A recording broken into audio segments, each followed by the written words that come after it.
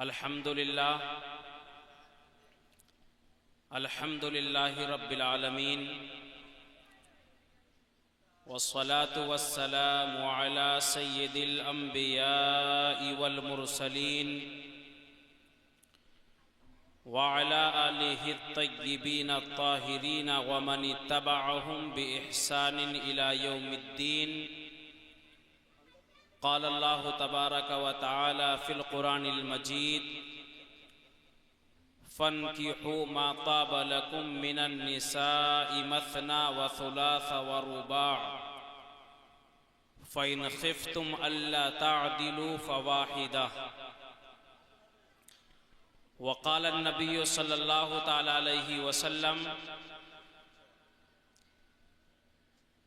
اذا تزوج العبد فقد استکمل نصف الایمان فلیتق اللہ فی النصف الباقی۔ وورد فی مسلم عن ابی ہریرہ قال قال رسول اللہ صلی اللہ تعالی علیہ وسلم تنکح المرأة لأربعین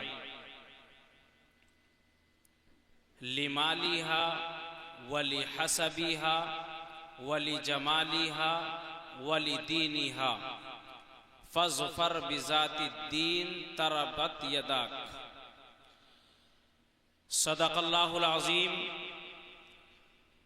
وصدق رسولہ النبی الامین المتین المبین الکریم وَنَحْنُ عَلَى ذَلِكَ لَمِنَ الشَّاهِدِينَ وَالشَّاكِرِينَ وَالْحَمْدُ لِلَّهِ رَبِّ الْعَالَمِينَ۔ کچھ سننے اور سنانے سے پہلے ایک مرتبہ نبی اور آل نبی کی بارگاہ میں درود پاک کا نذرانہ عقیدت پیش کرے۔ پڑھے بآواز بلند اللہ رب محمد صلی اللہ علیہ وسلم نحن عباد محمد صلی اللہ علیہ وسلم صلاۃ و سلاما علیک یا رسول اللہ صلاۃ و سلاما علیک یا حبیب اللہ یا نبی اللہ۔ ماشاءاللہ یہ پروگرام، یہ عظیم الشان جلسہ ایک شادی کے سلسلے میں منعقد کیا گیا ہے۔ اللہ کی بارگاہ میں دعا ہے اللہ میاں بیوی کے درمیان بے پناہ الفت و محبت قائم فرمائے اور دونوں خاندانوں کے درمیان اللہ محبت قائم و دائم فرمائے۔ ماشاءاللہ بڑی اچھی بات ہے کہ شادی کے موقع پر اس طریقے سے کوئی عام ناچ گانا نہ کر کے محفلوں کو سجایا جاتا ہے۔ ہو سکتا ہے اللہ اسی کی برکت سے میاں بیوی کے رزق میں عمل میں برکت عطا فرمائے۔ ٹائم 12 بج چکے ہیں اور سونے کا وقت بھی تقریباً ہو چکا ہے، لیکن کیونکہ شادی کا پروگرام ہے تو کچھ باتیں شادی کے تعلق سے دولہے میاں بھی سنیں اور جو دلہن آواز پہنچ رہی ہے تو وہ بھی سنیں، کیونکہ شادی کا جو معاملہ ہے نا آج کے ماحول میں یہ بڑا خطرناک ہے۔ سمجھ رہے ہیں کہ نہیں؟ یہ جنگ کا میدان ہے۔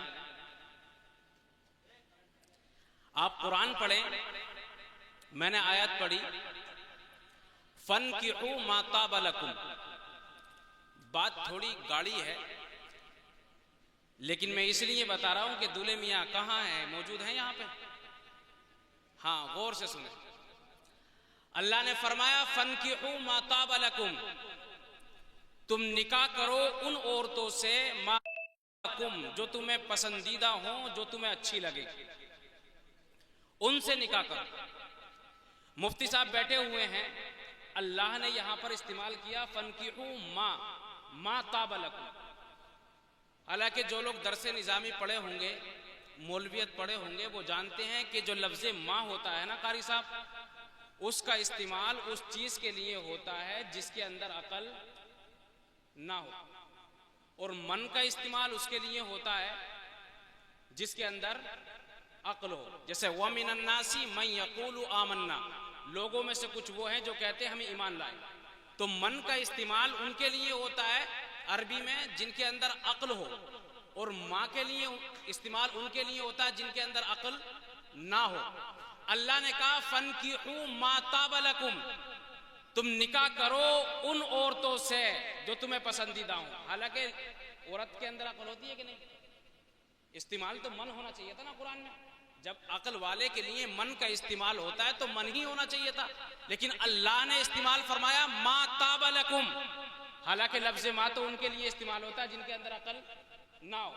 تو شیخ عبدالحق محدث دہلوی فرماتے ہیں مطلب یہ ہے کہ ایسا تو نہیں ہے، ہاں عورت کے اندر یہ کہا گیا حدیث پاک کے اندر کہ عقل جو ہے وہ عادی ہوتی ہے مرد کے مقابلے میں، لیکن یہاں لا کر کے لفظ ماں تو اس طرف اشارہ ہے کہ وہ عادی عقل بھی ہے جو چلے گی، وہ باپ کے بارے میں چل جائے گی، بیٹے کے بارے میں چل جائے گی، بھائی کے بارے میں چل جائے گی، رشتہ داروں کے بارے میں چل جائے گی، لیکن یہ باب نکاح ہے، یہاں پر عورت کی عقل نہیں چلے گی۔ فَانْكِحُوا مَا طَابَ لَكُمْ، اللہ نے فرما دیا نکاح کرو ان عورتوں سے جن کے اندر عقل بالکل بھی نہیں ہے۔ اب یہ حقیقت میں ایسا نہیں کہ عقل نہیں ہے، مرد کے حق میں عورت عقل نہیں چلاتی ہے۔ باپ کا معاملہ ہوگا تو سمجھداری دکھائے گی، بھائی کا معاملہ ہوگا تو سمجھداری دکھائے گی، بیٹے کا معاملہ ہوگا تو سمجھداری دکھائے گی، لیکن معاملہ جب شوہر کا ہوگا تو سمجھداری نہیں دکھاتی ہے۔ اس لیے دولہے میاں ذرا غور سے بات سنیں، اللہ کے رسول فرماتے ہیں ان المرأة خلقت من ضلع، عورت کو جو پیدا کیا گیا ہے وہ پسلی سے پیدا کیا گیا ہے۔ وَإِنَّ أَعْوَجَ شَيْءٍ فِي الضِّلْعِ أَعْلَاهُ، نبی فرماتے ہیں اور پسلیوں میں سب سے ٹیڑھی جو ہوتی ہے نا وہ سب سے اوپر والی ہوتی ہے، سب سے، اور عورت کو اسی سے پیدا کیا گیا ہے۔ کس سے؟ بائیں پسلی میں، وہ بھی سب سے اوپر والی سے جو زیادہ ٹیڑھی ہے۔ اب اگر پسلی کو انسان اگر سیدھا کر دے تو انسان زندہ رہے گا؟ پیٹ سے نکل کر کے باہر آ جائے گی، دونوں طرف نکل جائے گی۔ نبی نے فرمایا یہ بائیں پسلی میں جو سب سے اوپر پسلی ہے اس سے پیدا ہے۔ فَإِنْ اسْتَمْتَعْتَ بِهَا استمتعت وَبِهَا عِوَجْ، نبی فرماتے ہیں اگر اس سے فائدہ اٹھانا ہے تو ایسے ہی اٹھانا کہ یہ ٹیڑھی ہی رہے گی۔ فَإِنْ ذَهَبْتَ تُقِيمُهَا كَسَرْتَهَا، میرے نبی فرماتے ہیں اگر تو یہ سمجھتا ہے کہ اس بائیں پسلی سے پیدا شدہ عورت کو اگر تو سیدھا کرنا چاہے گا کسرتها، تو سمجھ لینا تو اس بائیں پسلی سے پیدا شدہ عورت کو توڑ دے گا۔ اور توڑنا کیا ہے؟ نبی فرماتے ہیں کسرها الطلاق، اور توڑنا یہ ہے کہ طلاق ہو جائے گی۔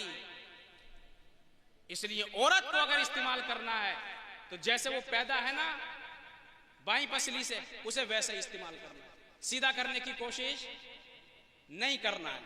مطلب سمجھانا ہے، لیکن لگے کہ سیدھا نہیں ہونے والی ہے تو بھائی تو ہی جھک کر کے کام چلا لینا، سیدھا کرنے کی کوشش مت کرنا۔ نبی فرماتے ہیں، اور بلکہ امام غزالی کا ایک قول ہے، انسان کا دین دو چیزوں میں ہے، مکمل دین، ایک تو انسان کی شرمگاہ میں اور دوسرا انسان کے پیٹ میں۔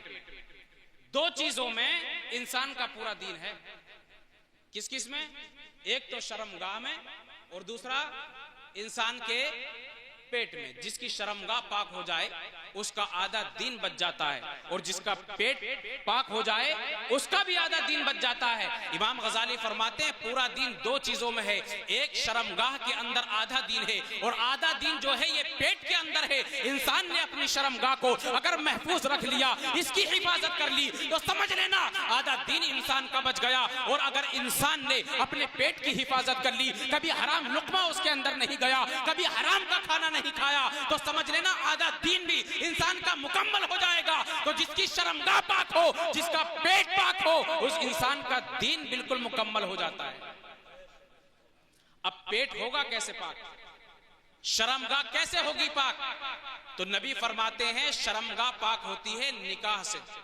کس سے؟ نکاح سے. اور نبی فرماتے ہیں تنکح المرأۃ لاربعین، عورت سے جو نکاح ہوتا ہے نا، مرد جب نکاح کرتا ہے تو 4 وجہ سے کرتا ہے. کتنی وجہ سے؟ 4. سب سے پہلے نبی فرماتے ہیں لمالہا، عورت کے مال کی وجہ سے. آگے فرماتے ہیں ولی حسبہا، اور عورت کے خاندان کی وجہ سے. آگے نبی فرماتے ہیں ولی جمالہا، اس کی خوبصورتی کی وجہ سے. چوتھی چیز نبی فرماتے ہیں ولی دینہا، عورت کے دین کی وجہ سے. 4 چیزوں سے. کون کون سی؟ ایک مال، اور اس کے بعد خاندان، اور تیسرا خوبصورتی، اور چوتھا دین. آپ غور کریں ترتیب جب بیان کی نبی نے تو سب سے پہلے کسے رکھا؟ مال کو. کہ مرد جو عورت سے شادی کرتا ہے وہ کس وجہ سے کرتا ہے؟ مال کی وجہ سے.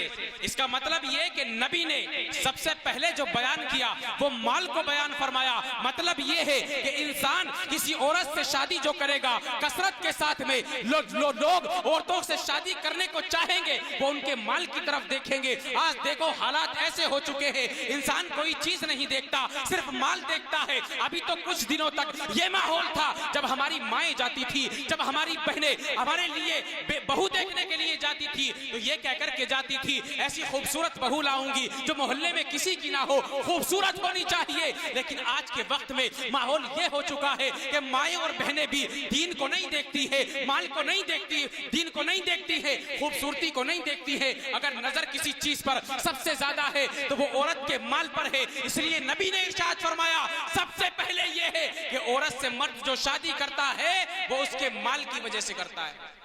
کس کی وجہ سے؟ اس کی کو کم کر دے تھوڑا. اس کے مال کی وجہ سے کرتا ہے. اور سب سے پہلے نبی نے رکھا. اور حالات ایسے ہی ہیں، انسان چاہتا ہے بیوی خوبصورت آنی چاہیے، لیکن گھر والوں کی نظر کائے پر ہے؟ مال پر. وہاں جا کر کے اگر پتہ چل جائے نا بڑی گاڑی ملے گی تو پھر لڑکی کے چہرے کو نہیں دیکھتے ہیں، لڑکی کی دینداری کو نہیں دیکھتے. نبی نے ارشاد فرمایا سب سے پہلے لوگ جو مائل ہوں گے وہ مال کی طرف ہوں گے. لیکن جو مال کی طرف مائل ہوگا اللہ اسے مالدار نہیں کرے گا. مال وقتی طور پر مل بھی جائے اللہ اسے غربت کے عالم میں ڈال دے گا، اسے اور زیادہ غریب بنائے گا. اور حالات ایسے ہی ہوتے ہیں، جو لوگ سسرال کے مال پر نظر رکھتے ہیں جب مال مل جاتا ہے کاروبار بند کر دیتے ہیں، دکان بند کر دیتے ہیں. اب کام پر توجہ ہے نہ دکان پر توجہ ہے. سسرال سے جو مال ملتا ہے کبھی گاڑی لے کر کے بیوی کو گھمانے کے لیے نکل جاتا ہے، کبھی بائک لے کر کے بیوی کو گھمانے کے لیے لے کر کے جاتا ہے. اللہ ایسا ماحول پیدا کر دیتا ہے جو مال کی وجہ سے عورتوں سے شادی کرتے ہیں، کاروبار بند ہو جاتے ہیں، کاروبار پر توجہ کم کر دیتے ہیں، اسی مال پر انسان ڈیپینڈنٹ ہو جاتا ہے جو مال سسرال سے ملا ہے. اب دکان کو بند کیا، 1 مہینے کے لیے گھومتا پھر رہا ہے، بیوی کے ساتھ میں جاتا ہے، کبھی ہوٹل پر کھانا کھاتا ہے، کبھی چوراہوں پر بیٹھ کر کے اپنے پیسے کو برباد کرتا ہے. نبی فرماتے ہیں جس مرد نے عورت سے شادی کی اس کے مال کی وجہ سے اللہ اس کے مال میں برکت نہیں کرے گا بلکہ اللہ اسے اور زیادہ غریب اور مفلس بنا دے گا. اور نہیں ہوتا ایسا، مال ملا اب جیب میں پیسہ ہے، اب دکان کی طرف توجہ نہیں ہے. نہیں بیوی ہے، پیسہ بھی جیب میں ہے وہ بھی فری کا. تو گاڑی میں روزانہ تیل بھرا اور غائب، گاڑی میں روزانہ تیل بھرا اور غائب. دکان بند مہینے تک قاری صاحب، اس کے بعد یاد آتی ہے 1 مہینے کے بعد دکان. تو کاروبار کا روٹین جب ایک مرتبہ میرے عزیز بگڑ جاتا ہے نا تو دوبارہ نہیں سمجھتا. اس لیے نبی فرماتے ہیں کہ مال کو دیکھ کر کے کسی عورت سے شادی مت کرو. آگے میرے نبی فرماتے ہیں دوسری چیز ولی حسبیہا، عورت کے خاندان کو دیکھ کر کے انسان شادی کریں گے. اور یہ بھی ماحول ہو چکا آج، بس یہ دیکھ لیتے ہیں کہ پردھان جی کی بیٹی ہے کہ نہیں، باپ کا بیک گراؤنڈ کیا ہے، عزت ملے گی یا نہیں ملے گی. دین نہیں دیکھا، یہ نہیں پوچھا کہ بیٹی قرآن پاک پڑھا ہوئی ہے یا نہیں پڑھا ہوئی ہے، نماز پڑھتی ہے یا نہیں پڑھتی ہے، روزہ رکھتی ہے یا نہیں رکھتی ہے. بس یہ دیکھ لیا کہ بڑے گھر سے رشتہ ہو جائے، اعلیٰ خاندان سے رشتہ ہو جائے. میرے نبی فرماتے ہیں نہیں، تم یہ سمجھتے ہو کہ تم اس خاندان سے جڑ جاؤ گے، تمہیں عزت مل جائے گی، تمہیں کرامت مل جائے گی. نہیں، اگر یہ نیت کر کے تم شادی کرو گے نہ دین دیکھو گے نہ امانت دیکھو گے، تم سب کچھ کوئی چیز نہیں دیکھو گے، صرف اس کا خاندان دیکھو گے، تمہیں عزت نہیں ملے گی. اللہ تمہاری ذلت کو اور زیادہ بڑھا دے گا. اور ذلت بڑھتی نہیں ہے قاری صاحب. بڑے گھر میں شادی کر لی، اب گئے تو نہ پانی کو پوچھا جا رہا ہے نہ کھانے کو پوچھا جا رہا ہے. اور غریب انسان جو ہوتا ہے, داماد اگر گھر میں گھس جائے ماشاءاللہ بڑی عزت دیتے ہیں. اب کس چیز کا رونا؟ بیوی سے جا کر کے کہتا ہے گیا تو کسی نے پانی کو نہیں پوچھا, کسی نے کھانے کو نہیں پوچھا, کسی نے ناشتے کو نہیں پوچھا, تو نے دیکھا ہی یہ تھا کہ مجھے عزت ملے. اللہ نے تیری رسوائی کو بڑھا دیا, تیری ذلت کو بڑھا دیا, اب تجھے پانی پوچھنے والا کوئی نہیں ہے. یہی پر اگر تو کسی غریب کی بیٹی دیکھتا, اگر وہ دیندار ہوتے, تو جاتا تو وہ رسول کے قول کو جانتے کہ مہمانوں کی عزت کیسے ہوتی ہے, لوگوں کی عزت کیسے ہوتی ہے, تو جاتا تو وہ تیری عزت کرتے. اس لیے میرے رسول نے فرمایا کسی کے خاندان کو دیکھ کر کے, مالداری کو دیکھ کر کے تم نکاح مت کرو, بلکہ نکاح کرو تو صرف دینداری کو دیکھ کر کے کرو. اور آگے میرے نبی فرماتے ہیں ولی جمالیہا, تیسری جو چیز ہے نا, مرد جس کی وجہ سے نکاح کرتا ہے عورت سے, کیسے کرتا ہے؟ خوبصورتی کی وجہ سے, خوبصورتی کی وجہ سے. یہی چاہتا ہے کہ بیوی ایسی ہو کہ محلے میں کسی کی نہ, اور ماں بھی یہی کہتی ہے ایسی لے کر کے آؤں گی اتنی خوبصورت کہ محلے میں کسی کی نہ ہو, اور ایسی ہی آتی ہے کہ محلے میں کسی کی زبان اتنی لمبی. تیرا نظریہ یہی تھا کہ ایسی لے کر کے آؤں گی کسی کی نہ ہو. ایک بات یاد رکھنا کہ مرد جو ہوتا ہے نا, مرد وہ حسن پرست ہوتا ہے اور شوہر سیرت پرست ہوتا ہے. مرد میں اور شوہر میں فرق کیا ہے؟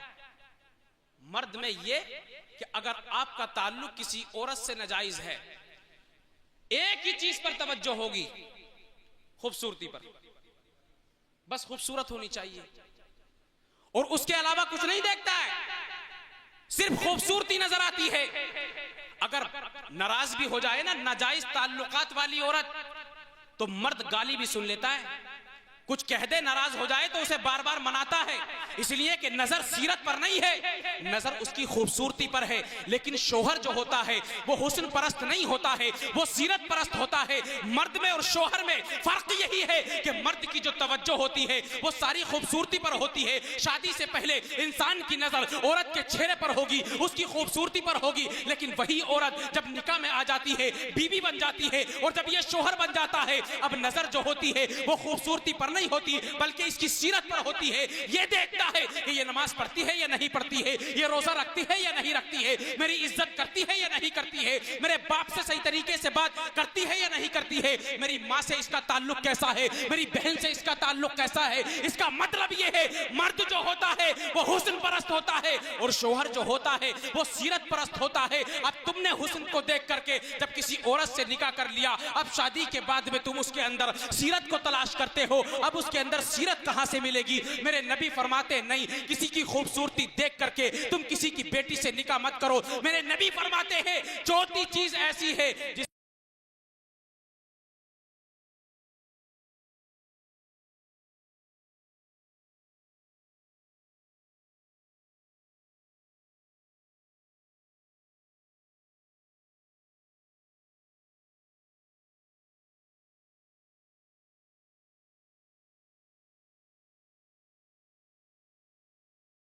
اگر کسی غریب کی بیٹی ہے, اگر وہ مال لے کر کے نہیں آئی ہے تو اللہ تمہارے کاروبار میں برکتیں نہیں کرے گا. قسم رب کعبہ کی, اگر نیک عورت ہوگی, نیک سیرت عورت ہوگی, اور صبح کو مصلی بچھا کر کے جب وہ تمہارے حق میں دعا کرے گی اور یہ کہے گی کہ اے میرے مولا, میرے شوہر کے کمائی میں برکتیں نہیں ہو رہی, اس کی کمائی میں برکتیں عطا فرما دے, جب وہ 5 وقت گھر میں مصلی بچھا کر کے تمہارے لیے دعائیں کرے گی, اللہ تمہیں بیماری سے بھی دور کر دے گا, تمہیں غریبی سے بھی دور کر دے گا, تمہیں مفلس سے بھی دور کر دے گا. اس لیے کہ میرے نبی فرماتے ہیں التمسوا الرزق بالنکاح, اللہ نے رزق کو نکاح کے اندر بھی رکھا ہے. رزق کو کائے کے اندر رکھا ہے اللہ نے؟ نکاح کے اندر. آدمی تو خوبصورتی دیکھ کر کے, مال دیکھ کر کے لے آیا, اور اس کے بعد حالات کیسے ہوتے ہیں, میاں بیوی میں بن رہی ہے, دینداری کا پتہ نہیں, قرآن کبھی اٹھاتی نہیں, کبھی نماز وہ نہیں پڑھتی, شوہروں کی عزت وہ نہیں کرتی. اگر دیندار گھر سے لیتے اور دیندار عورت لاتے تو وہ جانتی کہ شوہر کی عزت کیا ہوتی ہے, گھر والوں کی عزت کیا ہوتی ہے, مہمانوں کی عزت کیا ہوتی ہے. لیکن آپ تو بے دین عورت کو لے کر کے آئے, اللہ تمہیں ذلیل بھی کرے گا, مفلسی کے عالم میں بھی ڈال دے گا, سارے کام اللہ رب العزت اسی عورت کے ذریعے سے کر دے گا. اس لیے نبی فرماتے دین کو دیکھ کر کے. رزق جو ہے نا, رزق آپس میں جڑا ہوا ہوتا ہے نکاح میں. کس کا؟ میاں کا اور بیوی کا. نبی نے فرمایا التمسوا الرزق بالنکاح، تم رزق کو نکاح کے اندر تلاش کرو. کہاں؟ لوگ تو یہ سمجھتے ہیں یار نکاح کر لیں گے تو غریبی آ جائے گی، 2 بچے ہو جائیں گے، اس کے بعد خرچہ بڑھ جائے گا، تو سوچتے ہیں کہ کنوارے رہیں لمبے دنوں تک تاکہ کچھ نہ ہو اور ایسے ہی زندگی گزارتے رہیں. نہ، میرے نبی فرماتے ہیں رزق جو ہے یہ اللہ نے نکاح کے اندر بھی رکھا ہے. لیکن کس نکاح کے اندر؟ اس نکاح کے اندر جب عورت دیندار ہو، جب عورت نیک ہو، تو دونوں کا رزق جڑا ہوا ہوتا ہے. اگر تیرے کام میں برکت نہیں، عورت دعا کرے گی. ایک بات یاد رکھنا، اگر ماں جو دعا کرتی ہے اپنی اولاد کے لیے وہ بھی بڑے دل سے کرتی ہے، اور ایک وفادار بیوی جو ہوتی ہے وہ بھی اپنے شوہر کے لیے جو دعا کرتی ہے بڑے دل سے کرتی ہے. اگر تو کمانے کے لیے نکلے گا، تیری بیوی مصلی بچھا کر کے گھر کے اندر اگر تیرے لیے دعا کرے گی، تیرے کاروبار پر اللہ برکت بھی کرے گا. اس کا مطلب یہ ہے ادھر تو کمانے کے لیے نکلا اور تیری بیوی نے مصلی بچھا کر کے اگر تیرے لیے دعا کر دی، اللہ تیرے کاروبار میں برکت عطا فرما دے گا. اس لیے کہ اللہ عورت کے نصیب سے بھی اللہ مرد کو دولت عطا فرماتا ہے. لیکن اس عورت سے جو دیندار ہو، جو نیک ہو. لیکن ہوتا کیا ہے یہاں عورت کے اندر نہ فجر کی نماز، نہ ظہر کی نماز، نہ عصر کی نماز، کسی وقت کی نماز پڑھنے کے لیے تیار نہیں ہے. شوہر کا کام نہیں چل رہا تو شوہر کو تانے دینے کے لیے تیار ہے. گھر جا کر کے شکایتیں اپنے شوہر کی اپنے باپ سے کرتی ہے، کیسے انسان کے پلے تم نے مجھے باندھ دیا، اس کے پاس تو کچھ بھی نہیں ہے. کبھی شوہروں سے شکایت کرتی ہے کہ تم تو کچھ کماتے نہیں ہو، تمہارے پاس تو کچھ مال بھی نہیں ہے. کبھی اپنے عمل پر غور کیا کہ تو کیا کرتی ہے. ادھر شوہر گھر سے جب نکلتا ہے ٹفن لے کر کے، اپنا کھانا لے کر کے، تو نے گھر کا دروازہ لوک کیا، موبائل نکال کر کے پورا دن فلمیں تو دیکھتی ہے، پورے دن سیریل تو دیکھتی ہے. اب شوہر کے کمائی میں برکتیں کیسے ہوگی، شوہر کے کمائی میں ترقی کیسے ہوگی. اور زیادہ سے زیادہ اگر عورتیں کرتی ہے، جب دیکھتی ہیں کہ شوہروں کے کام میں برکتیں نہ ہو رہی، تو عورت نے ایک طریقہ اپنا رکھا ہے کہ گھر سے نکلتی ہے اور سیدھے میاں کے پاس پہنچ جاتی ہے. میاں سے جا کر کے کہتی ہے میاں میرے شوہر کے کمائی میں برکتیں نہیں ہو رہی، کوئی تعویذ دے دو، کوئی گنڈا دے دو، کوئی دعا کر دو، کوئی دن درود کر دو. یہی طریقہ عورتوں نے اپنا رکھا ہے. لیکن کبھی یہ نہیں سوچتی جس میاں کے پاس بے پردہ تو جا رہی ہے، جس میاں کے پاس بے پردہ تو جا رہی ہے اور جا کر کے بیٹھ رہی ہے، کہیں ایسا تو نہیں ہے اللہ اسی وجہ سے تجھ سے ناراض ہے، اسی وجہ سے اللہ رب العزت نے تیرے شوہر کے کمائی میں برکتیں نہیں رکھی. میاں کے پاس جا کر کے ہاتھ پکڑنے کے لیے تیار ہے، پیر پکڑنے کے لیے تیار ہے. یہ طریقہ مسلمانوں کا نہیں ہوتا ہے. اور آج کل کے میاں بھی ایسی ہے، جب عورت جاتی ہے نماز کی تلقین نہیں کرتے ہیں، عورت سے یہ نہیں پوچھتے ہیں کہ تم نماز پڑھتی ہو یا نہیں پڑھتی ہو، روزہ رکھتی ہو یا نہیں رکھتی ہو، تم زکات دیتی ہو یا نہیں دیتی ہو. دین کی تبلیغ نہیں کریں گے. عورت جائے گی تو سیدھا اٹھائیں گے قلم اور پیپر اٹھا کر کے تعویذ لکھ کر کے دیں گے. اور ایسے میاں ہیں جو ڈائریکٹلی کہہ دیتے ہیں کوئی بھی لے کر کے پریشانی لے کر کے جا کام ہو جائے گا. کوئی کہے بچے نہیں پڑھ رہے جاؤ پڑھ جائیں گے، کوئی کہتے برکت نہیں ہو رہی جا برکت ہو جائے گی. ایسے کہتے ہیں جیسے سارا سسٹم انہی کے ہاتھ میں ہے. ارے اللہ کے بندے کم سے کم تعویذ دے رہا ہے تو اتنا تو کہہ دے اللہ کے حکم سے اگر اللہ نے چاہا تو شفا ہو جائے گی. تو ڈائریکٹلی ساری چیزیں اپنی جانب منسوب کرتا ہے. اللہ کی جانب تو کسی چیز کو منسوب کر. مجھے بتاؤ کہ ایسے میاں مزاروں پر بیٹھے ہوئے ہیں جو ایک وقت کی نماز پڑھنے کے لیے تیار نہیں ہے، جن کے چہروں پر داڑیاں بھی نہیں ہے، ہاتھوں میں 5 انگوٹھیاں پہنے ہوئے ہیں، عورتوں سے خلط ملط کرتے ہیں، کبھی عورتوں کے سروں پر ہاتھ رکھتے ہیں. مجھے بتاؤ ایسے میاں کے پاس جانا جو عورتوں کے سروں پر ہاتھ رکھے، عورتوں سے ہاتھ پیر دبائے، ان سے شفا کیسے ہو سکتی ہے؟ میرے نبی کریم صلی اللہ تعالیٰ علیہ وسلم کے پاس بھی عورتیں مرید ہونے کے لیے آئی تھی. اللہ قرآن میں ارشاد فرماتا ہے یا ایھا النبی اذا جاءک المؤمنات یبایعنک، اے نبی سنو، جب عورتیں تمہارے پاس بیعت کرنے کے لیے آئے، تمہارے مرید ہونے کے لیے آئے تو تم انہیں مرید کرنا. میرے رسول نے جب مرید کیا تو مرید کس طریقے سے کیا؟ آج کل کے جو میاں ہوتے ہیں یہ عورتوں کے سروں پر ہاتھ رکھتے ہیں، عورتوں کے ہاتھ پکڑتے ہیں. ارے میرے نبی تو باپ کے درجے میں تھے، ان کے لیے کوئی حکم نہیں تھا، اگر سر پر بھی ہاتھ رکھ دیتے کوئی گناہ نہیں ہوتا. لیکن عورتیں جب مرید ہونے کے لیے نبی کی بارگاہ میں آئی تو نبی نے ان کا ہاتھ نہیں پکڑا، نبی نے ان کے سر پر ہاتھ نہیں رکھا، بلکہ حدیث پاک کے اندر آتا ہے میرے نبی نے ایک برتن میں پانی منگوایا اور پانی منگوانے کے بعد میں اس پانی کے اندر اپنے ہاتھ کو ڈالا اور عورتوں کو حکم حکم دیا تم بھی اپنا ہاتھ اسی پانی کے اندر ڈالو. میرے رسول نے ان کا ہاتھ نہیں پکڑا, بلکہ بعض روایتوں میں آتا ہے میرے رسول نے کپڑا دے کر کے ان عورتوں کو مرید کیا. جب میرے رسول کا تقوی یہ ہے, جبکہ وہ باپ کے درجے میں ہے, عورت کے سر پر ہاتھ اگر رکھ بھی دیتے کوئی گناہ نہیں ہوتا, لیکن میرے نبی نے دین سکھایا اور بتا دیا اے لوگوں سنو, جب عورتیں تمہارے پاس آئے ان کا ہاتھ نہیں پکڑنا ہے, ان کے سر پر ہاتھ نہیں رکھنا ہے. نبی نے جب مرید کیا تو پانی میں ہاتھ ڈال کر کے کیا. مجھے بتاؤ ایسے میاں جو عورتوں کے ہاتھ پکڑتے ہیں, عورتوں کے سر پر ہاتھ رکھتے ہیں, اللہ ان کے ہاتھ میں شفا کیسے رکھ سکتا ہے؟ تم 7 جمعراتوں کو چکر لگا کر کے ایسے میاں کے پاس تعویذ لینے کے لیے جا رہی ہو جو شریعت کی مخالفت کرتے ہیں اور شریعت کی دھجیاں اڑاتے ہیں. جب وہ خود شریعت کے پابند نہیں ہیں, اللہ ان کے ہاتھ میں شفا کیسے رکھ دے گا؟ وہاں جا کر کے اگر میاں کہہ دینا کہ جمعرات کے دن وہ لانا کھیر بنا کر کے, تو بھولے گی نہیں. صبح سے ہی بچے سے ہی کہہ دے گی دودھ لا کے رکھ دیا, آج کھیر لے کے جانی ہے میاں کے پاس. اور اگر شوہر کہہ دے تو کہ مجھے کل کھیر بنا دیو, کہے گی آج ہی طبیعت خراب ہے تو میں کھیر کی پڑی ہے, بڑا ٹائم لگے کھیر میں. ارے یہی حالات ہیں. حالانکہ عورت کے لیے سب سے بڑا پیر اگر کوئی ہے تو وہ اس کا شوہر ہے. سب سے بڑا پیر اگر عورت کے لیے کوئی ہے تو وہ شوہر ہے. نبی کی بارگاہ میں صحابہ آئے اور آ کر کے کہا یا رسول اللہ, ہم بادشاہوں کو دیکھتے ہیں, بادشاہوں کو کہ ان کے جو خادم ہوتے ہیں نا انہیں سجدہ کرتے ہیں. ہم فلاں جگہ گئے, ہم نے دیکھا کہ فلاں بادشاہ کو فلاں قوم سجدہ کر رہی تھی, فلاں بادشاہ کو فلاں قوم سجدہ کر رہی تھی, تو ہمیں لگا اس میں عزت زیادہ ہے. صحابہ نے کہا یا رسول اللہ آپ ہمیں حکم دے کہ ہم بھی آپ کو سجدہ کریں. میرے نبی فرماتے نہیں, سجدہ کرنا کسی کے لیے جائز نہیں ہے. لو کنت آمرا احدا ان يسجد لاحد لامرت المرأة ان تسجد لزوجها. میرے نبی فرماتے ہیں دنیا میں اللہ کے سوا اگر کسی کو سجدہ کرنا جائز ہوتا, کسی کے جھکنا اگر سامنے جائز ہوتا, تو میں عورتوں کو حکم دیتا کہ وہ اپنے شوہروں کو سجدہ کریں. اس کا مطلب یہ کہ عورت کے لیے سب سے بڑا مقام اگر کسی کا ہے تو وہ کس کا ہے؟ اس کے شوہر کا. اس لیے نبی نے فرمایا اگر میں کسی کو سجدہ کرنے کا حکم دیتا کہ انسان کے لیے سجدہ کرے, تو عورت کو حکم دیتا کہ وہ اپنے شوہروں کو سجدہ کرے. اچھا, عورت تو شوہر سننے کے لیے تیار نہیں ہے. عورت تو دیکھو میں مخالفت نہیں کر رہا ہوں, باپ سے بھی محبت ہونی چاہیے, لیکن باپ آ گئے شوہر پیچھے, بھائی آ گئے شوہر پیچھے, بھتیجا آ گئے شوہر پیچھے, بہنوئی آ گئے شوہر پیچھے. ہر بات میں شوہر ہی پیچھے ملے گا. جتنے بھی تعلقات والے نا عورتوں کے, سب کی بات عرفہ والا, اور شوہر کی بات سب سے پیچھے.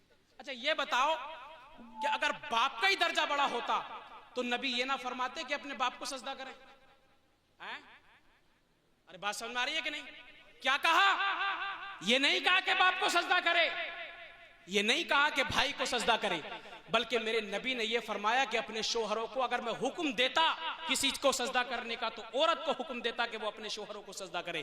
یا رسول اللہ یہاں تو عورتوں کا مزاج یہ ہے کہ باپ کا درجہ زیادہ ہے, بھائی کا درجہ زیادہ ہے, آپ نے حکم کیوں دیا کہ اگر میں حکم دیتا تو عورتوں کو شوہروں کو سجدہ کرنے کا حکم دیتا؟ یا رسول اللہ اس میں مصلحت کیا ہے, اس میں حکمت کیا ہے؟ تو محدثین فرماتے ہیں اس لیے کہ باپ جو کرتا ہے, باپ اپنی اولاد کو اگر کما کر کے کھلاتا ہے کوئی تعجب کی بات نہیں ہے.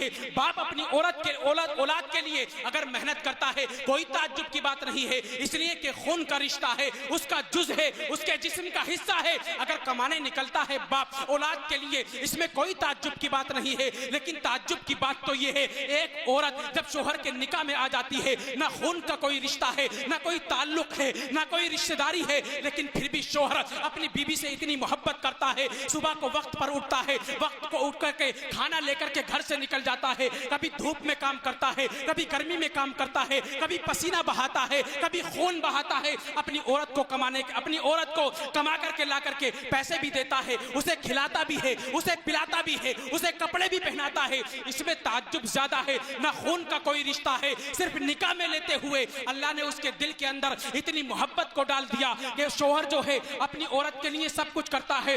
باپ اگر کام کرتا ہے اس میں کوئی تعجب کی بات نہیں ہے کہ وہ اس کی اولاد ہے, ہے لیکن شوہر جو محنت کرتا ہے اس میں تعجب کی بات ہے. اس لیے میرے نبی نے فرمایا شوہر کا مقام اتنا ہے, دنیا میں اگر میں کسی کو حکم دیتا تو عورتوں کو حکم دیتا کہ وہ اپنے شوہروں کو سجدہ کریں, اس لیے کہ تعلق شوہر سے کچھ بھی نہیں, صرف نکاح میں قبول کیا اور اس کے بعد سب کچھ کرنے کے لیے تیار, سب کچھ, لیکن اس کے باوجود بھی نافرمانیاں ہوتی ہیں, اس کے باوجود بھی نافرمانیاں ہوتی ہیں. لیکن خالی یہ مت سمجھنا کہ سارے حقوق جو ہے عورتوں کو ادا کرنے ہیں, آپ کو بھی اپنا حق پہچاننا ہے. بیوی کا کیا حق ہے سمجھ رہے ہیں کہ نہیں؟ آج کل تو ماحول یہ ہے کہ شادی کے بعد بھی, شادی سے پہلے بھی, دیکھو میں بات کھل کے کہہ رہا ہوں, شادی سے پہلے بھی عورتوں سے ناجائز تعلقات اور شادی کے بعد بھی عورتوں سے ناجائز تعلقات. نہیں ہے ایسا. نبی تو فرماتے ہیں من استطاع منکم الباءۃ فلیتزوج, نبی فرماتے ہیں جو شادی کی استطاعت رکھتا ہے نا وہ شادی کرے. فإنه أحسن للفرج وأغض للبصر, نبی فرماتے ہیں اس لیے کہ یہ انسان کی شرمگاہ کی بھی حفاظت کرتا ہے اور نظر کی بھی حفاظت کرتا ہے. اب اس کا مطلب کسی نے اگر نکاح کر لیا, نہ شرمگاہ کی حفاظت ہوئی نہ نکاح کی حفاظت ہوئی, تو نکاح کا کوئی فائدہ ہوا؟ کوئی فائدہ نہیں ہوا. اور آپ بات یہ, جیسے زنا کرنا یہ حرام ہے, زنا کرنا کیا ہے؟ حرام. اللہ نے فرمایا وَلَا تَقْرَبُوا الزِّنَا إِنَّهُ كَانَ فَاحِشَةً وَسَاءَ سَبِيلًا, زنا کے قریب مت جاؤ, یہ بہت بڑا گناہ ہے اور برا راستہ ہے. اب زنا کی سزا کیا ہے اسلام میں معلوم ہے آپ کو؟ زنا کی سزا ایک تو یہ ہے کہ اگر شادی شدہ نہ ہو انسان, شادی شدہ اگر نہ ہو اور زنا کر لے تو اسلام میں اس کی سزا یہ ہے کہ اسے 100 کوڑے لگا جائے. الزانیۃ والزانی فجلدوا کل واحد منہما مئۃ جلدہ, کہ انہیں 100 کوڑے لگائے جائے. کتنے؟ زور سے بولو, لگیں گے نہیں, اب اسلامی حکومت نہیں ہے. کتنے؟ 100. اور اگر شادی شدہ انسان ہو وہ زنا کر لے, کسی سے ناجائز تعلقات اگر بنا لے, تو اسلام نے اس کی سزا پتہ کیا رکھی ہے؟ اسے سنگسار کیا جائے گا. سنگسار کا مطلب یہ ہوتا ہے کھلے میدان میں اسے لے جاؤ اور پتھر لے کر کے اسے مارتے رہو, اس وقت تک مارتے رہو جب تک کہ وہ مر نہ جائے. اچھا فرق کیوں ہے؟ اگر غیر شادی شدہ زنا کرتا ہے تو 100 کوڑے مار کر کے چھوڑ دیا جائے گا, لیکن اگر شادی شدہ اگر زنا کرتا ہے تو اسے کیا کیا جائے گا؟ اسے سزا دی جائے گی. کیسی سزا؟ پتھر مار کر کے. تکلیف کس میں زیادہ ہے, کنواروں کی سزا میں یا شادی شدہ والوں کی؟ ارے زور سے بولو, کیوں؟ کبھی غور کیا؟ کبھی پتہ کیا؟ اس لیے کہ اگر دیکھیں گناہ دونوں میں ہے, لیکن اگر غیر شادی شدہ انسان اگر زنا کرتا ہے تو اس نے صرف اللہ کے حق کو ختم کیا ہے. اس کا مطلب یہ کہ اللہ نے جو حرام کیا تھا اس کام کو اس نے کیا, اس نے صرف اللہ کے حق کو ختم کیا ہے. لیکن شادی کے بعد بھی اگر انسان اگر گناہ اگر کرتا ہے تو اس نے دو چیزوں کے حق کو ختم کیا ہے. ایک تو اپنے بیوی کے حق کو مارا ہے, دوسرا اللہ کے حق کو ختم کیا ہے. اس کا مطلب یہ ہے کہ شادی کے بعد جو مرد اگر زنا کرتا ہے اس نے اللہ کے حق کو بھی پامال کیا اور عورت کے حق کو بھی اس نے ختم کیا ہے. اب یہ جو گرفتار ہے اللہ کے حق میں بھی ہے اور بندے کے حق میں بھی ہے. اس کا مطلب یہ کہ اس کی سزا زیادہ ہونی چاہیے. دوسری چیز یہ ہے کہ اگر شادی کے بعد بھی انسان اگر کسی عورت سے ناجائز تعلقات اگر رکھ رہا ہے تو اس کا مطلب یہ ہے کہ اسے حرام کی خواہش زیادہ ہے. اگر غیر شادی شدہ ہے تو اس کی تو بیوی نہیں ہے, حالانکہ اسے بھی حرام کام کی طرف نہیں جانا چاہیے, لیکن جس کی بیوی ہے اس کے باوجود بھی ناجائز تعلقات دوسری عورتوں سے اگر رکھتا ہے تو اسلام نے اس کی سزا بھی سخت رکھی ہے. تو آپ کا بھی کچھ حق بنتا ہے. یہ مت سمجھنا کہ سارے حقوق عورتوں کو بتا دیے, آپ کو بھی اپنی ذمہ داری نبھانی ہے. عورتوں کے ساتھ محبت کے ساتھ پیش آنا ہے. میرے نبی کی سیرت کو پڑھو. آج لوگوں کا عالم تو یہ ہے کہ باہر جب جاتے ہیں سفید لباس پہن کر کے مونچھیں کھڑی کر کے رہتے ہیں اور کہتے ہیں کہ ہم بڑے عزت دار ہیں, لیکن گھر کے اندر جب آتے ہیں کبھی بیوی کو مارتے ہیں, کبھی بچوں کو مارتے ہیں. نمک اگر تیز ہو جائے اس کے ماں باپ کو گالیاں بکنا یہ مرد شروع کر دیتے ہیں. کوئی وقار نہیں, کوئی عزت نہیں, عورت کا ادب و احترام نہیں کرتے. باہر اگر جاتے ہیں تو کہتے ہیں ہم بڑے عزت دار ہیں. میرے نبی فرماتے ہیں خیرکم خیرکم لأہلکم. اے لوگوں سنو, تم یہ مت سمجھنا دنیا میں تم باہر بیٹھ کر کے اگر لوگوں سے تعلقات اگر رکھتے ہو تو تم اچھے ہو. میرے نبی فرماتے ہیں خیرکم خیرکم لأہلکم. اے لوگوں سنو, تم میں سب سے بہتر وہ ہے جو اپنے بیوی بچوں کے حق میں اچھا ہے. کس کے حق میں؟ باہر جا رہا ہے نا باہر, اور دکاندار ہے تو عورتوں سے بڑی ہنس ہنس کے باتیں کر رہا ہے.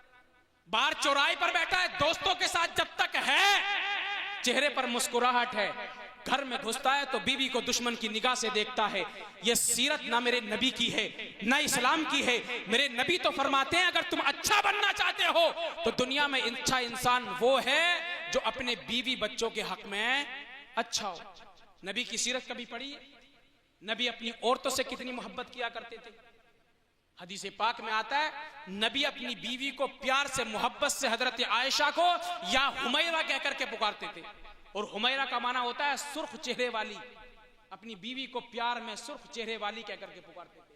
اور نبی اپنی بیوی سے اتنی محبت کیا کرتے تھے حضرت عائشہ صدیقہ سے کہ حضرت عائشہ صدیقہ اگر گلاس میں پانی پیتی تھی اور پی کر کے جہاں اپنے ہونٹ حضرت عائشہ صدیقہ لگاتی تھی, نبی جب اسی گلاس کو لے کر کے آپ کے بچے ہوئے پانی کو وہیں ہونٹ لگا کر کے پیتے تھے. یہ میرے نبی نے سکھایا. اور ہم عورت کو دشمن کی نگاہ سے دیکھتے ہیں. آپ کی بیوی حضرت خدیجۃ الکبریٰ رضی اللہ تعالی عنہا کا جب وصال ہو گیا, نبی کریم صلی اللہ تعالی علیہ وسلم اپنی بیوی سے اتنی محبت کیا کرتے تھے کہ وصال کے بعد بھی جب بھی قربانی کے ایام آتے تھے اپنی بیوی کے نام سے قربانی کیا کرتے تھے, گوشت کو لوگوں میں تقسیم کیا کرتے تھے. حضرت عائشہ صدیقہ کہتی ہے میں غیرت کیا کرتی تھی, میں سرکار کو ٹوکا کرتی تھی کہ یا رسول اللہ خدیجۃ الکبریٰ تو دنیا سے جا چکی ہے, تم ان کی محبت میں ابھی تک گرفتار ہو, آپ کے پاس اور بھی تو بیویاں ہیں, تم بار بار انہیں یاد کرتے ہو. میرے نبی فرماتے ہیں اے عائشہ خدیجہ کا اسلام پر جو احسان ہے مجھ پر جو احسان ہے وہ کسی عورت کا نہیں ہے. خدیجۃ الکبریٰ نے اس وقت میرا ہاتھ تھاما تھا جب کوئی میرا ہاتھ تھامنے کے لیے تیار نہیں تھا. لوگ مجھے جادوگر کہتے تھے, لوگ مجھ سے دور بھاگتے تھے. اس وقت خدیجۃ الکبریٰ نے مجھ سے نکاح کیا تھا, اور نکاح کرنے کے بعد میں بھی عالم یہ تھا کہ خدیجۃ الکبریٰ کی موجودگی میں جب میں غار ہیرا میں دین کی تبلیغ کے لیے جاتا تھا کئی کئی دن تک گھر واپس نہیں آتا تھا, لیکن میری بی بی خدیجہ نے کبھی مجھ سے شکایت نہیں کی بلکہ کھانا بنا کر کے اپنے گھر سے غار ہیرا میں جاتی تھی. آج جو لوگ گئے ہیں غار ہیرا کی اونچائی دیکھو کتنی اوپر ہے, اکیلی تنہا عورت کھانا بنا کر کے لے کر کے جاتی تھی غار ہیرا میں, نبی کو کھلا کر کے لاتی تھی. کبھی نبی سے کوئی شکایت نہیں کی کہ یا رسول اللہ آپ میرے شوہر ہیں, آپ مجھ پر توجہ نہیں دیتے, کئی کئی دن تک گھر سے نکل جاتے ہیں, میرا خیال نہیں رکھتے. اے عائشہ تمہیں خدیجۃ الکبریٰ کی قربانیاں یاد نہیں ہے؟ میرے بیوی نے جو خدیجۃ الکبریٰ نے جو قربانیاں دی ہے دنیا کی کسی عورت نے نہیں دی, بلکہ جب میں تکلیف میں ہوتا تھا, میں پریشانی میں ہوتا تھا, جب پہلی وحی میرے اوپر آئی تھی اور مجھے ایسا لگ رہا تھا جیسے میری روح نکل جائے گی, جیسے میری جان نکل جائے گی, میں کپ کپاتا ہوا جب گھر آیا تو میری بیوی خدیجۃ الکبریٰ نے میرے اوپر کمبل ڈالا اور مجھے دلاسا دیا, ہاتھ پکڑ کر کے مجھ سے کہا تھا اے محمد آپ پریشان نہ ہو, اللہ آپ کو خائب و خاسر نہیں کرے گا, اللہ آپ کو رسوا نہیں کرے گا, اللہ نے آپ کو نبوت عطا فرمائی ہے. جب کوئی میرا مونس و مددگار نہیں تھا خدیجۃ الکبریٰ نے اس وقت بھی میرا ہاتھ پکڑا تھا. سبحان اللہ سبحان اللہ. اس لیے عائشہ جو مرتبہ خدیجۃ الکبریٰ کا ہے وہ مرتبہ کسی کا نہیں ہے.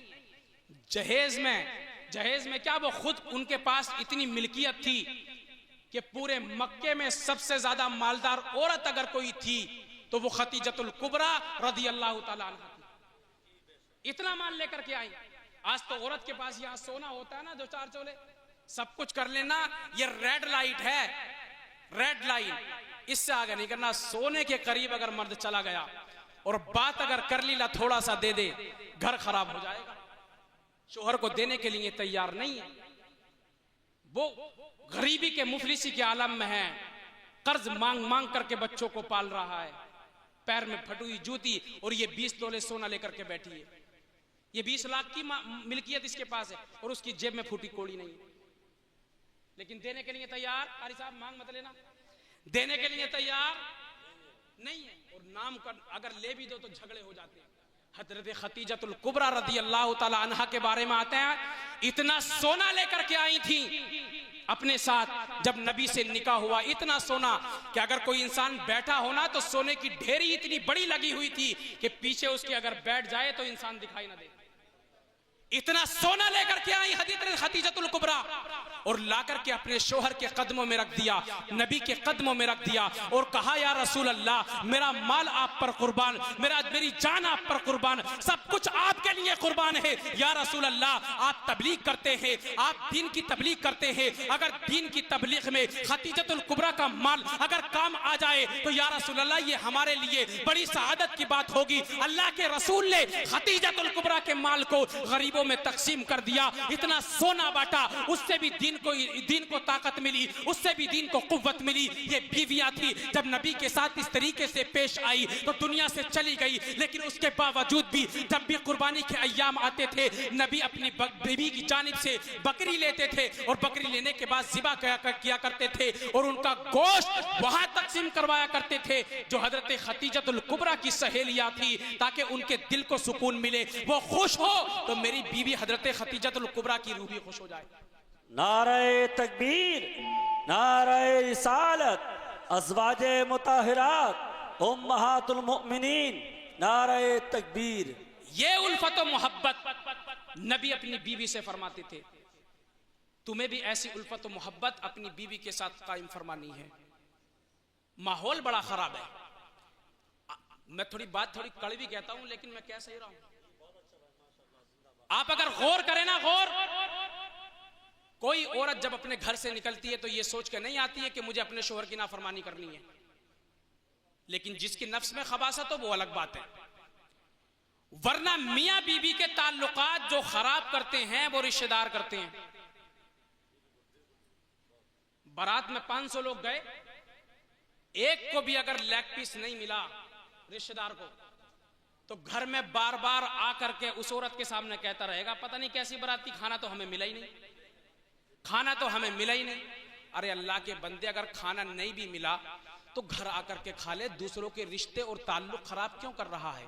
اس عورت کے سامنے جب بار بار کہا جاتا ہے کہ کھانا نہیں ملا، کھانا نہیں ملا، اپنے باپ کی بے عزتی کو کتنی بار عورت سنے گی؟ کبھی کبھی ایسا ہوتا ہے کہ شوہر کو چڑھا دیتے ہیں، شوہر سے آ کر کے کہتے ہیں کہ تمہاری بارات گئی تھی، ہمیں بیٹھنے کا انتظام اچھا نہیں تھا، کھانے کا انتظام اچھا نہیں تھا۔ شوہر بھی اتنا معصوم ہوتا ہے کہ یہ نہیں دیکھتا کہ میں باراتی کتنے لے کر کے گیا تھا، اکا دکا لوگوں کے اگر کھانے میں، اگر ان کی فیسلٹی میں اگر کمی بھی آ گئی تو میں اپنی بیوی کو تانا زنی کیوں کروں، میں اپنا رشتہ خراب کیوں کروں؟ شوہر بھی بیوی کے اوپر چڑھ جاتا ہے اور رشتے کا تعلق وہیں سے خراب ہونا شروع ہو جاتا ہے۔ اس لیے یاد رکھنا، کوئی اگر تمہاری سسرال کے تعلق سے، تمہاری بیوی کے تعلق سے کوئی اگر تمہیں چڑھاتا ہے تو یہ کھانا پینا یہ معمولی سی شے ہے، ان پر توجہ نہیں دینی ہے، اپنا رشتہ خراب نہیں کرنا ہے۔ ارے اس لیے تو میرے نبی نے فرمایا ہے سب سے بابرکت نکاح وہ ہوتا ہے جس میں سب سے کم خرچہ ہوتا ہے۔ زیادہ خرچوں میں تو دقت ہے، 50 جوڑے لگوا دیے، اگر 49 آ گئے تو دقت، اور اگر 500 والے آ گئے تو دقت۔ اچھا دقت آ کہاں رہی ہے؟ پھوپھی نے تو کہہ دیا کہ کپڑے مجھے جو خراب مل گئے، پھوپھی تو چلی گئی، پھوپھا کے ساتھ صحیح رہ رہی ہے۔ بہن نے آ کر کے کہہ دیا میرے کپڑے تو بالکل ہی بیکار نکلے، وہ بھی چلی گئی اپنے گھر اور اپنے شوہر کے ساتھ خوش۔ اور رشتہ کس کا خراب ہوتا ہے؟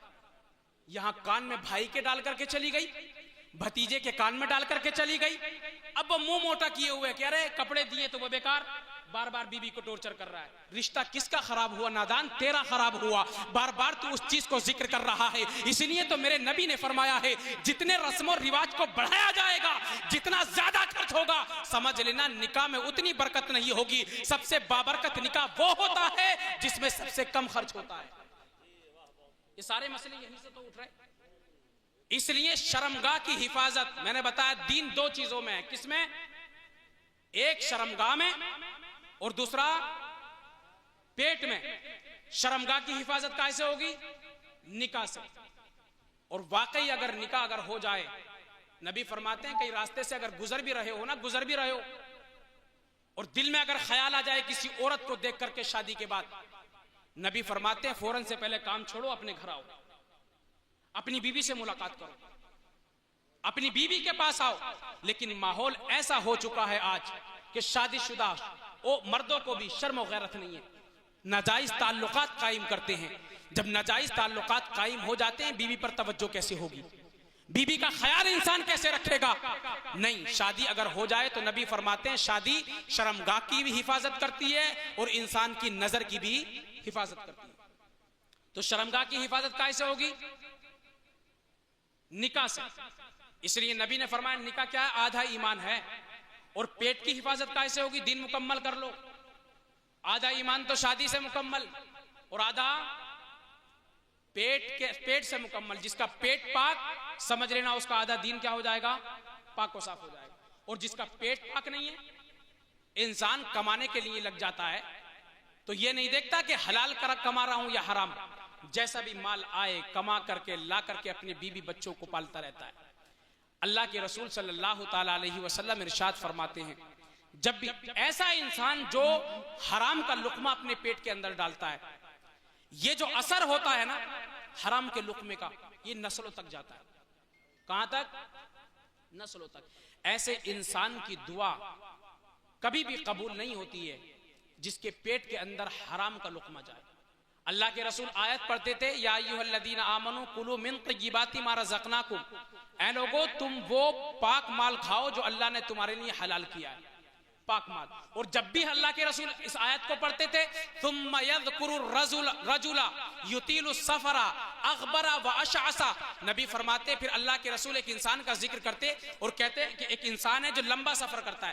مسافر کی دعا اللہ جلدی قبول کرتا ہے.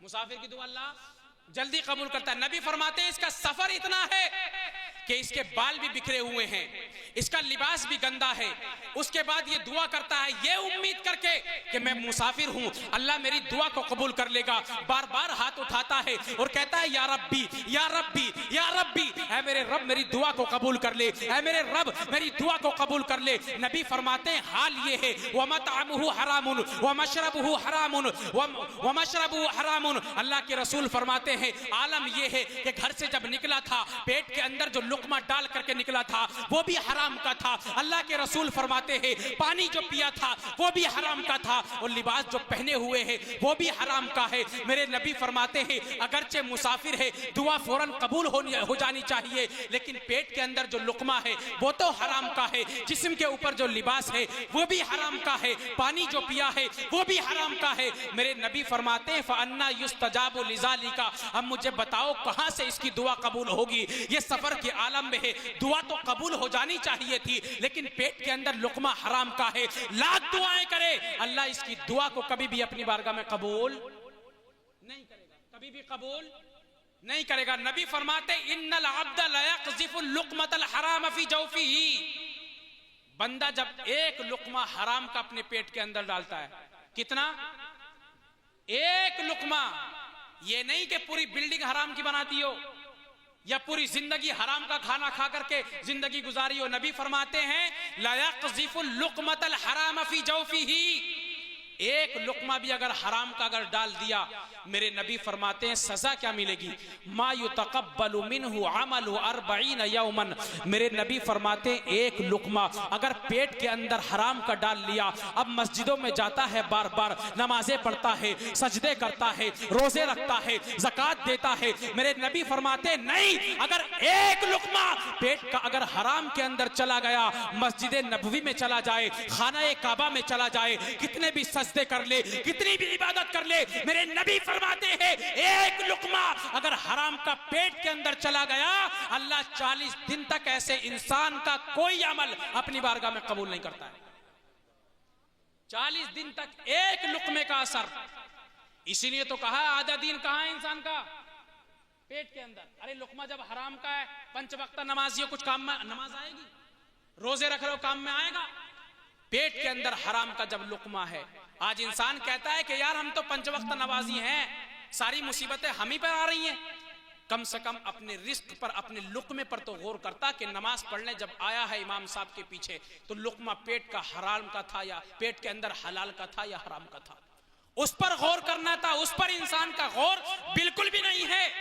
میرے نبی فرماتے ہیں جب بھی آیت پڑھتے تھے یا ایھا الناس کلوا مما فی الارض حلالا طیبا، اے لوگو تم پاک مال کھایا کرو، حلال لقمے کھایا کرو. نبی جب بھی فرماتے تھے تو حدیث پاک میں آتا ہے فقام سعد بن ابی وقاص، نبی فرماتے ہیں ایک صحابی رسول تھے جن کا نام حضرت سعد بن ابی وقاص تھا. کیا نام تھا جن کا؟ سعد بن ابی وقاص. فقام سعد بن ابی وقاص، حضرت سعد بن ابی وقاص کھڑے ہوئے اور اللہ کے رسول سے کہتے ہیں یا رسول اللہ ادعو اللہ لی ان یجعلنی مستجاب الدعوہ، یا رسول اللہ آپ میرے لیے دعا کر دیں کہ میں جب بھی اللہ کی بارگاہ میں ہاتھ اٹھاؤں اللہ فوراً سے پہلے میری دعا کو قبول کر لے. کس نے کہا؟ یہ صحابی رسول حضرت سعد بن ابی وقاص نے. آج ہماری بھی تو تمنا یہی رہتی ہے کہ یار ہم دعا کریں تو اللہ اپنی بارگاہ میں قبول کر لے. اللہ کے رسول نے وظیفہ بتایا. کیا بتایا؟ غور سے سنو، اگر تم بھی چاہتے ہو اللہ تمہاری ہر دعا کو قبول کرے. نبی نے آگے طریقہ بتایا. صحابی نے سوال کیا یا رسول اللہ کوئی ایسا طریقہ بتا دے یا دعا کر دے میرے لیے کہ میں جب بھی اللہ کی بارگاہ میں ہاتھ اٹھاؤں اللہ میری دعا کو قبول کر لے. رسول نے کوئی وظیفہ نہیں بتایا، رسول نے کوئی تسبیح نہیں بتائی، رسول نے قرآن کی کوئی آیت نہیں بتائی، ایک ہی چیز کہی اور ایک ہی جملہ کہا. رسول نے ارشاد فرمایا اطب مطعمک، اے سعد بن ابی وقاص اپنے گھر جاؤ، اپنے لقمے کو حلال کر لو، اپنے لقمے کو پاک کر لو، تکن مستجاب الدعوہ. میرے رسول فرماتے ہیں پیٹ کے اندر لقمہ حلال کا چلا گیا. جب بھی ہاتھ رب کی بارگاہ میں اٹھاؤ گے اللہ ہاتھ اٹھانے سے پہلے تمہاری دعا کو اپنی بارگاہ میں قبول کر لے گا. تم بھی اگر چاہتے ہو اللہ کی بارگاہ میں اگر دعا قبول ہو تو کیا کرنا ہے؟ لقمے کو حلال کرنا ہے. اور ایک بات یاد رکھنا، بس آخری بات تقریر ختم کر رہا ہوں. ایک بات یاد رکھنا، یہ جو حساب کتاب ہے نا، اچھا تمہارا ایمان یہ ہے کہ نہیں کہ حساب کتاب ہوگا؟ بڑی آرام سے گردن ہلا رہے ہوگا کہ نہیں؟ کس چیز کا؟ ذرے ذرے کا. فمن یعمل مثقال ذرۃ خیرا یرہ ومن یعمل مثقال ذرۃ شرا یرہ. ذرہ برابر بھی اگر برائی کی ہے نا اسے بھی رب کی بارگاہ میں دیکھو گے، اور ذرہ برابر اگر نیکی کی ہے تو اسے بھی رب کی بارگاہ میں دیکھو گے. اور نبی فرماتے ہیں لا تزول قدم عبد حتی یسأل عن مالہ من این اکتسبہ وفیما انفقہ.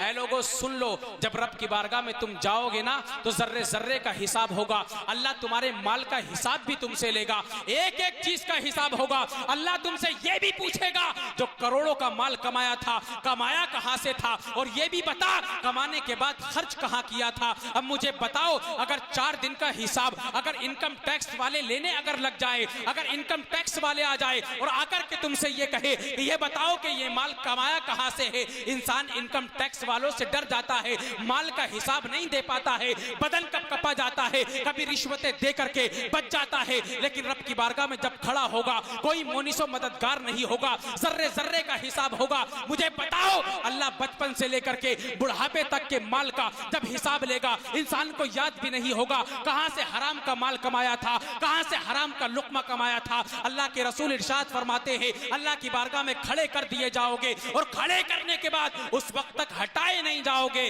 جب تک کہ ذرے ذرے کا حساب نہ دے دو، یہ نہ بتا دو اللہ کو کہ مال کمایا کہاں سے تھا اور مال خرچ کہاں کیا تھا. کما کے خالی بچو گے نہیں، حساب بھی دینا ہے. اس لیے اپنے مال پر توجہ رکھو، کہاں سے کماتے ہو کہاں سے کھاتے ہو. نامہ اعمال تو ہاتھ میں ہوگا نا. ابھی پولیس والے آ جائیں اور کہیں کہ کل آ کے دفتر میں انکم ٹیکس والے حساب دینا، ہاتھ میں پیپر ہوں گے نا، کہاں پہ ٹانگیں جو ہے نا کپ کپا رہی ہوں گی، پسینہ پسینہ ہو جاؤ گے. یار حساب کہاں سے دے، پتہ ہی نہیں ہے کہاں کہاں سے آیا ہے، کس کس کا مارا ہے. نیند نہیں آتی ہے نیند. بلڈنگ تو بنا لی، اے سی بھی لگا لی، گاڑیاں بھی ہیں بڑی بڑی، نیند کیوں نہیں آ رہی؟ فٹ پاتھ پر باہر لیٹا ہوا انسان آرام سے سو رہا ہے، نہ اسے گرمی کی فکر، نہ اسے بارش کی فکر، نہ اسے جاڑے کی فکر. اور یہاں تو امیر ہو کر کے گھر میں اے سی بھی لگی ہوئی ہے، کربٹیں بدل رہا ہے، نیند نہیں آ رہی. میرے عزیز ذرا لقمے پر غور کرنا کہ شام کے وقت جو کھانا کھایا تھا وہ کون سے لقمے کا کھایا تھا. کہیں کسی مظلوم کا مال تو نہیں مارا تھا، کہیں کسی غریب کا مال تو نہیں مارا تھا. جب پیٹ کے اندر لقمہ حرام کا ہے تو نیند کہاں سے آئے گی، سکون کہاں سے ملے گا، وقار کہاں سے ملے گا. نیند بھی خراب ہوگی اور انسان کی عزت دنیا میں بھی خراب ہوگی اور آخرت میں بھی خراب ہو جائے گی. آج ہم اپنے عمل سے پریشان ہیں. دین کو اگر مکمل کرنا ہے تو اپنے نفس کی حفاظت کرنی ہے اور اپنے پیٹ کی حفاظت کرنی ہے. اور ایمان جب مکمل ہو جائے گا، ایمان، تو مسلمان آج ڈرا ہوا ہے. ہم مارے جا رہے ہیں، ہم ستائے جا رہے ہیں. اللہ نے قرآن پاک میں ارشاد فرمایا وَلَا تَهِنُوا وَلَا تَحْزَنُوا وَأَنْتُمُ الْأَعْلَوْنَ إِن كُنتُم مُؤْمِنِينَ. تم غم مت کرو، ٹینشن مت لو، پریشان مت ہو، غالب تم ہی رہو گے. لیکن شرط اتنی ہے کہ ایمان کو اپنے کامل اور مکمل کر لو. اور ایمان اگر مکمل نہیں ہوگا، ایمان اگر مکمل نہیں ہوگا تو لوگ تمہیں ڈرائیں گے، لوگ تمہیں مارنے کی دھمکیاں دیں گے، لوگ تمہارے مدرسوں کو بند کرنے کی دھمکیاں دیں گے، تمہاری مسجدوں کو گرانے کی دھمکیاں دیں گے، تمہارے دین کو مٹانے کی دھمکیاں دیں گے. لیکن قسم رب کعبہ کی، اگر تم نے اپنے لقمے کو حلال کر کے، اپنے شرمگاہوں کی حفاظت کر کے، اگر تم نے اپنے دین کو مکمل کر لیا تو یاد رکھنا دنیا کی کوئی قوم تمہارا مقابلہ نہیں کر سکتی. یہ پہلا موقع نہیں ہے جو عشق مصطفیٰ سے لوگوں کو روکا جا رہا ہے، جو آئی لو محمد سے لوگوں کو روکا جا رہا ہے، جو دین سے لوگوں کو روکا جا رہا ہے. یہ پہلا موقع نہیں ہے. جب سے اسلام دنیا کے اندر آیا ہے تبھی سے لوگوں نے یہ سوچا کہ ہم دین کو مٹا دیں گے، ہم دین کو ختم کر دیں گے. حضرت موسیٰ کے زمانے میں فرعون کھڑا ہوا تھا اور فرعون نے یہ کہا تھا ہم مسلمانوں کو ختم کر دیں گے اور ان کو مار کر کے ہم اسلام کو مٹا دیں گے. حضرت موسیٰ کو مار کر کے ہم اسلام کو مٹا دیں گے. لیکن رب نے فرعون کو دریا میں غرق کر کے لوگوں سے فرما دیا اے لوگوں سنو فَالْيَوْمَ نُنَجِّيكَ بِبَدَنِكَ لِتَكُونَ لِمَنْ خَلْفَكَ آیا. ہم نے فرعون کو سمندر میں غرق کیا. وہ موسیٰ علیہ السلام کو مٹانے کے لیے چلا تھا، اللہ نے اسے مٹا دیا. وہ مسلمانوں کو ختم کرنے کے لیے چلا تھا، اللہ نے اسے ختم کر دیا. اور ختم کرنے کے بعد میرے رب نے ارشاد فرمایا اے فرعون سن لے، آج ہم تیرے جسم کو باقی رکھیں گے. یہ جسم کبھی ختم نہیں ہوگا، کبھی تباہ و برباد نہیں ہوگا. فَالْيَوْمَ نُنَجِّيكَ بِبَدَنِكَ لِتَكُونَ لِمَنْ خَلْفَكَ آیا. اے لوگوں سن لو، ہم نے فرعون کے جسم کو اس لیے رکھا ہے تاکہ جب بھی کوئی اسلام کو مٹانے کی بات کرے، اسلام کو ختم کرنے کی بات کرے، فرعون کے جسم کو دیکھ کر کے سمجھ جائے اللہ نے جو حشر اس کا کیا ہے، جو انجام اس کا کیا ہے، جب اسلام کو ختم کرنے کی کوئی بات کرے گا ان کا انجام بھی وہی ہوگا جو فرعون کا ہوا ہے. اس کے جسم کو اللہ نے باقی رکھا. پہلا موقع نہیں ہے ہم اپنے عمل پر غور کریں، اپنے عمل پر پہلا موقع نہیں ہے. نمرود نے کہا تھا حضرت ابراہیم سے، کیا کہا کہ میں دین کو ختم کر دوں گا. اللہ نے اس کی ناک کے اندر ایسا مچھر بڑھایا جو پورے دماغ کو کھا گیا. دیواروں پر پاگل کتوں کی طرح سر مارتا تھا اور مارتے مارتے پورا دماغ خراب ہو گیا، اسی کے اندر وہ مر گیا. وہ بھی حضرت ابراہیم کو مٹانے کے لیے چلا تھا، دنیا سے خود چلا گیا. اسلام آج بھی باقی ہے اور یہ دین مصطفیٰ ہے، یہ کل بھی قائم تھا، آج بھی قائم ہے اور صبح قیامت تک باقی رہے گا. اسلام کی فطرت میں قدرت نے لچک دی ہے، جتنا ہی دباؤ گے اتنا یہ ابھرے گا. اور مکے کی سرزمین پر ابو لہب نے نہیں کہا تھا ہم محمد کو ختم کر دیں گے، ہم محمد کو مٹا دیں گے اور مسلمانوں کو ختم کر دیں گے. اللہ نے آیت نازل فرمائی، ارشاد فرمایا تبت یدا ابی لہب وتب ما اغنی عنہ مالہ وما کسب. اللہ نے قرآن میں آیت نازل فرمائی اور ارشاد فرما دیا اے ابو لہب اسلام نہ کل مٹا تھا نہ آج مٹا ہے، تو ہلاک و برباد ہو جائے گا. اور جب ہلاک و برباد ہوگا نہ تیرا مال تجھے بچائے گا نہ تیری اولاد تجھے بچائے گی. اور یہ یاجوج و ماجوج کیا سمجھتے ہیں یہ بچ جائیں گے؟ ارے یا سے یاجوج اور میم سے نہیں سمجھ رہے. یہ یاجوج و ماجوج بھی ختم ہوں گے انشاءاللہ اور اسلام باقی رہے گا. لیکن شرط اتنی ہے وَأَنْتُمُ الْأَعْلَوْنَ إِن كُنْتُم مُؤْمِنِينَ. غلبہ تب ملے گا جب ایمان پر تم کامل اور مکمل ہو. اور ایمان پر اگر عمل نہیں ہوگا صحیح معنی میں تو سمجھ لینا کہ اللہ تمہاری ذلت کے، رسوائی کے اسباب تمہارے اوپر حاکم، تمہارے اوپر حکومت ایسی مسلط کر دے گا جو تمہیں بالکل تباہ و برباد کر کے رکھ دے گی.